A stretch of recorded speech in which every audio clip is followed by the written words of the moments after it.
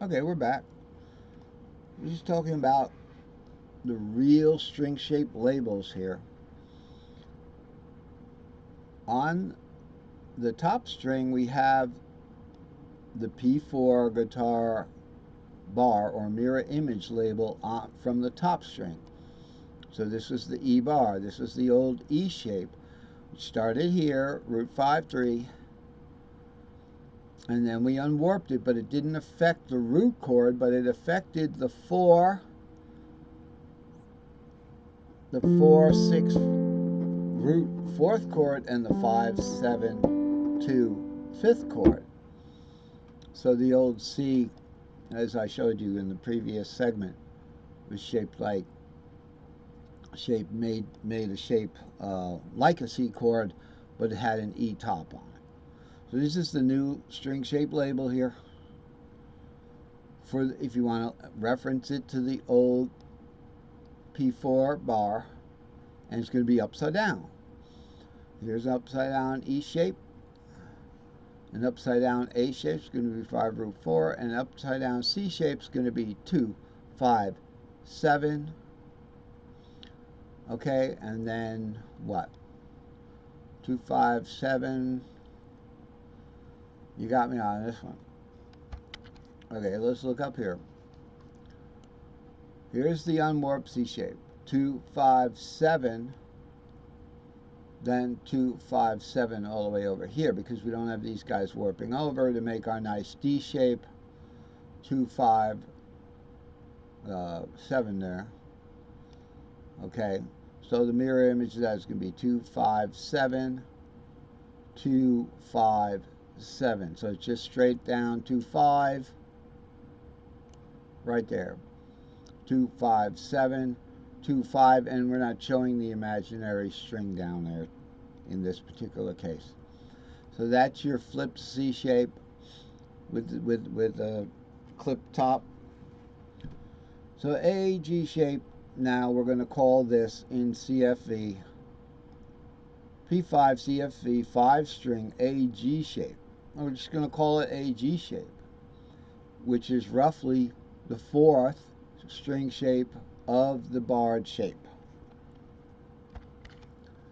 Now let's look at something interesting that I found today, very informative. No, we're not going to wallow in some of this stuff. I want to get me over here so we can get into this interesting stuff over here. Now, let's not worry about the blues patterns. We're not there yet, and it's easy to play on cello, fiddle, violin. It's easy to play the diatonics. You just do a double string shape. So here we have 7 root 2 and then 2, 3, 4. So we would start like here. 7 root 2, 7 root, sorry, my bad. We'll start with root 2, 3. Okay, so here's root 2, 3, because that's where the guitar is tuned. Root 2, 3, 4. That 7's kind of extra, right? So here's our double string shape. Root 2, 3, and then 2, 3, 4. Then we go 5, 6, 7, and then 6, 7 root. 5, 6, 7, 6, 7 root. So root 2, 3, 2, 3, 4. 5, 6, 7, 6, 7 root.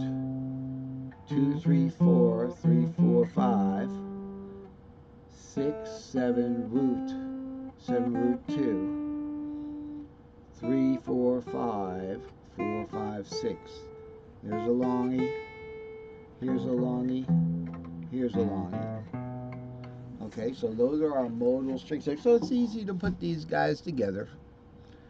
Here they are, the modals.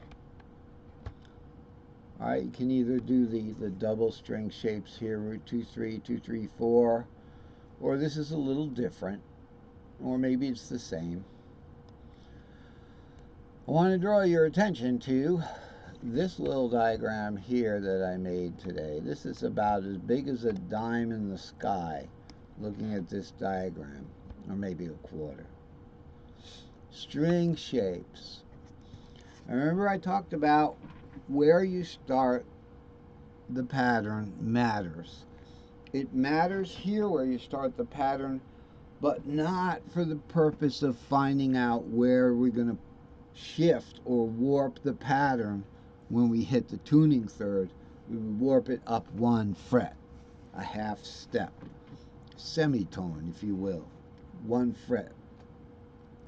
When we go to the B and the E string on top of regular guitar.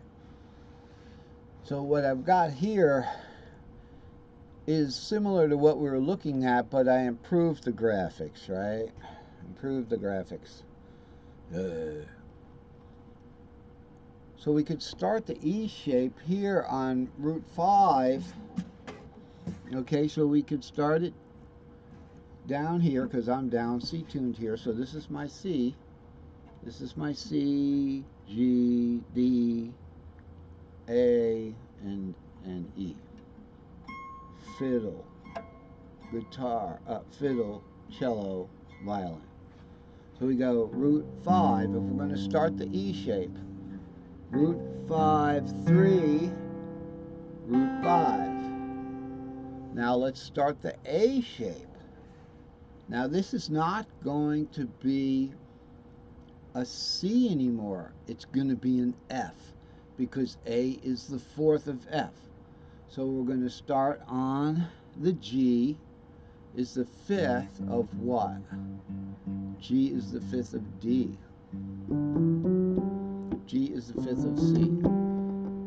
Okay, we're going to start on C. I think we're going to stay in C. We're not going to F yet. We'll see what happens. So that was an E-shaped C. Okay, so it's C, G, E, C, G. Okay, C is the root of C, G is the fifth of C, E is the third of C, and then C, G again. Now we want to do the A shape. This is an easy chart, people. I'm telling you, this just worked out the way it is. These are the string shapes where we would bar those normal cage string shape. For instance, our E shape. Bar on the root, E shape. A shape, we're going to bar on the fifth. Go to A, what does E become? The fifth of A. Go to the D shape. What does E become? The second of D. G shape, what is E? The sixth of E. And go to the C shape, what is E? E is the third of E.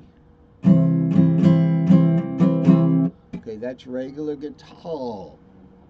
Guitar. Now we're looking at this fiddle. We're going to go to, these are the new definitions, right? We got to learn new definitions. Otherwise, we'll just be playing this. We'll be playing guitar for the rest of our life, or trying to think of a new song or a new message or a new beat. You know, just better playing or getting into different stuff. We'd be playing the same thing all the time.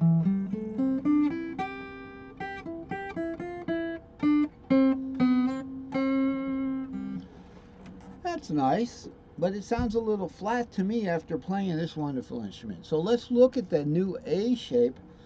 So like I said, we're going to start now. The A shape, here's the root shape, the C shape. Now we're going to go to the A shape, is going to be the fifth. Start on the fifth of that root. Okay, so let's see what we come up with. 5, 3. So now 3 is going to be, we're starting here now. We're not concerned with this anymore.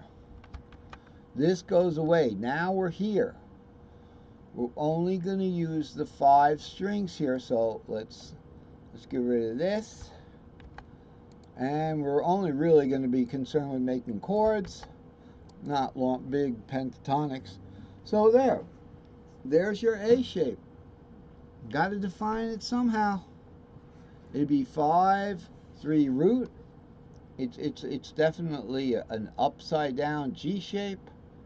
Okay, no doubt about it right there. but it has something else to do with that bottom